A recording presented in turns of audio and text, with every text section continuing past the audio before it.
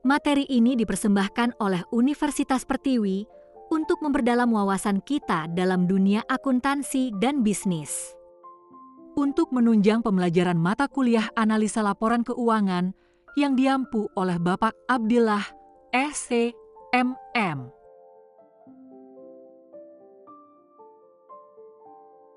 Halo, saya Sonia Ayu Febrianti, mahasiswi semester 6 program studi akuntansi. NIM saya 221100119. Di video ini, yuk kita pelajari bersama tentang analisis investasi antar perusahaan. Untuk apa sih perusahaan melakukan investasi? Dan memangnya seberapa penting investasi antar perusahaan? Investasi antar perusahaan memiliki kontribusi penting pada peningkatan peran kegiatan bisnis. Perusahaan yang melaksanakan investasi antar perusahaan memiliki berbagai tujuan, seperti untuk tujuan diversifikasi, ekspansi, serta peluang dan imbal hasil yang kompetitif. Efek investasi pada perusahaan dapat diklasifikasikan menjadi dua bentuk utama, yaitu debt securities dan equity securities. Efek utang atau debt securities ialah efek yang menggambarkan hubungan kreditor dan entitas lain, seperti obligasi perusahaan, obligasi pemerintah, dan surat utang. Efek ekuitas atau equity securities ialah efek yang menggambarkan kepentingan kepemilikan pada entitas lain, seperti investasi berupa saham. Berikut adalah klasifikasi efek investasi dari segi debt securities dan equity securities. Dari sisi efek utang atau debt securities, efek utang yang dimiliki hingga jatuh tempo adalah sekuritas utang yang dipilih dan mampu dikelola manajemen hingga waktu jatuh tempo. Sementara pada sisi efek ekuitas, tidak memiliki pengaruh jika kepemilikan di bawah 20%. Selanjutnya, dari sisi efek utang yang diperdagangkan adalah utang yang dibeli dengan tujuan dikelola secara aktif dan dijual untuk memperoleh keuntungan dalam waktu dekat, biasanya kurang dari 3 bulan. Sedangkan dari sisi efek ekuitas, pengaruh signifikan jika kepemilikan antara 50%. Terakhir, dari sisi efek utang yang tersedia untuk dijual adalah sekuritas utang yang tidak termasuk dalam kategori sekuritas diperdagangkan atau dimiliki hingga jatuh tempo. Sedangkan, dari sisi efek ekuitas sendiri, kepentingan pengendali jika kepemilikan di atas 50%. Selanjutnya, terkait dengan akuntansi untuk efek investasi pada kategorisasi efek utang adalah sebagai berikut. Untuk kategori dimiliki hingga jatuh tempo, penyajiannya dalam laporan posisi keuangan dilakukan sebesar biaya perolehan yang diamortisasi. Dalam laporan laba rugi, keuntungan atau kerugian belum direalisasi tidak diakui sebagai laba neto maupun penghasilan komprehensif. Serta keuntungan atau kerugian yang sudah direalisasi, serta pendapatan bunga, diakui dalam laba neto. Untuk kategori diperdagangkan, investasi disajikan dalam laporan posisi keuangan sebesar nilai wajar. Sementara itu, dalam laporan laba rugi, keuntungan atau kerugian yang sudah direalisasi, serta pendapatan bunga, diakui sebagai bagian dari laba neto.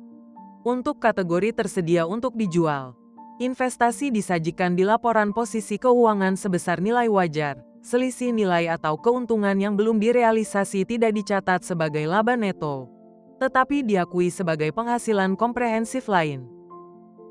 Sementara itu, untuk efek ekuitas, terdapat beberapa atribut, seperti kepemilikan. Jika kepemilikan kurang dari 20% dan tidak memiliki pengaruh signifikan, maka investasi tersebut bisa diklasifikasikan sebagai tersedia untuk dijual atau diperdagangkan.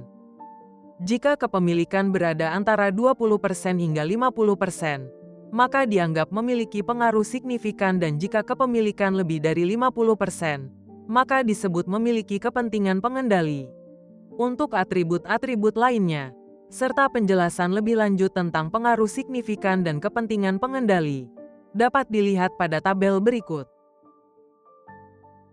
Pernahkah kamu membayangkan dua perusahaan berteman dan saling memengaruhi, tapi yang satu bukan bosnya?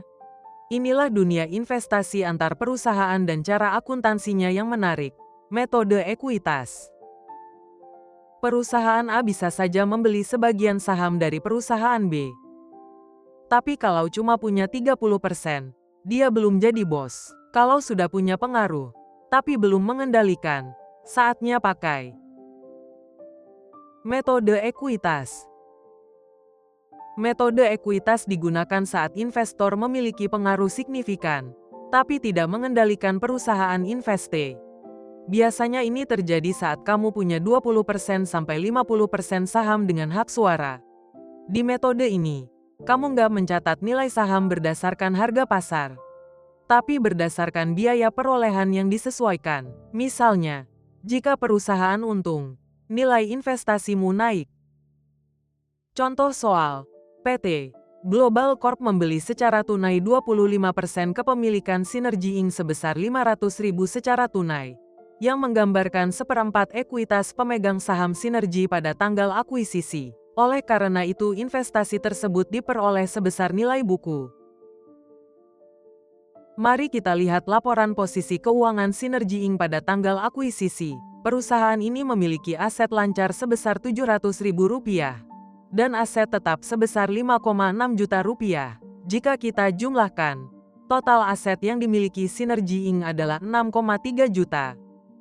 Dari sisi kewajiban, Sinergy punya liabilitas jangka pendek Rp300.000 dan liabilitas jangka panjang Rp4 juta. Ekuitas pemegang sahamnya tercatat sebesar Rp2 juta. Total liabilitas dan ekuitas sama, yaitu Rp6,3 juta yang menunjukkan laporan ini seimbang.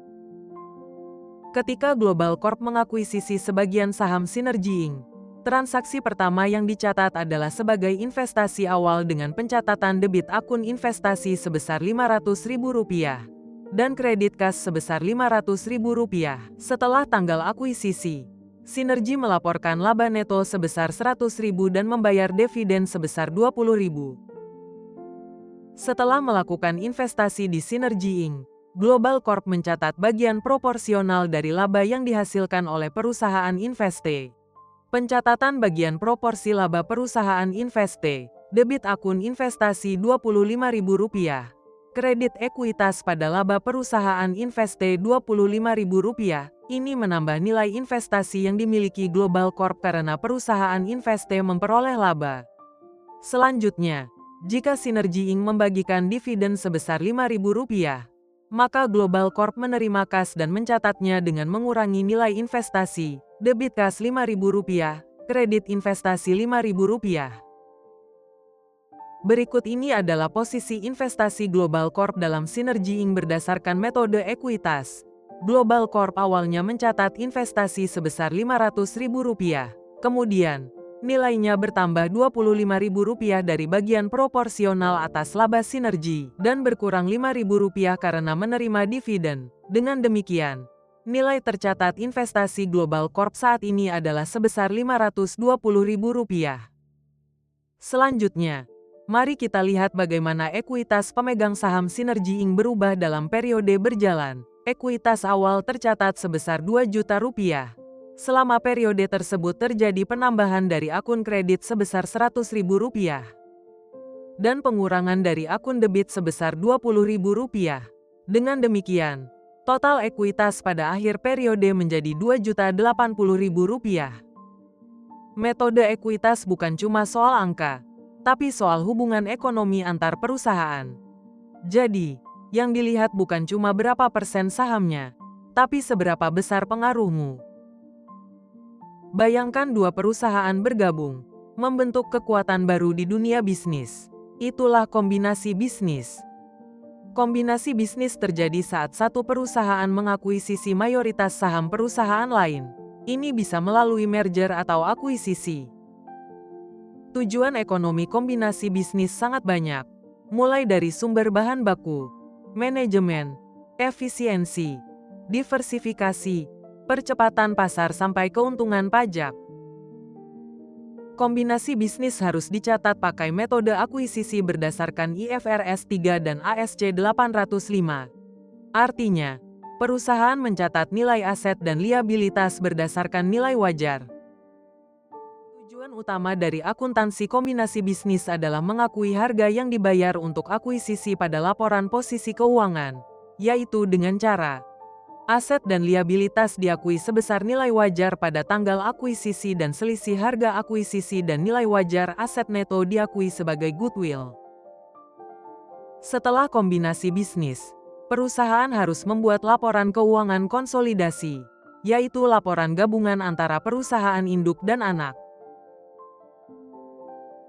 Jadi, kombinasi bisnis bukan sekedar merger nama, tapi penyatuan aset, strategi, dan laporan. Analisis investasi antar perusahaan membantu kita memahami bagaimana satu entitas bisa memengaruhi entitas lain tanpa harus memiliki kendali penuh. Metode ekuitas menjadi jembatan dalam akuntansi untuk mencerminkan realitas ekonomi dari hubungan antar perusahaan. Dan saat akuisisi terjadi, kombinasi bisnis menuntut pelaporan transparan melalui nilai wajar dan konsolidasi. Oleh sebab itu, pemahaman yang baik atas konsep ini penting untuk keputusan strategis dan evaluasi kinerja perusahaan.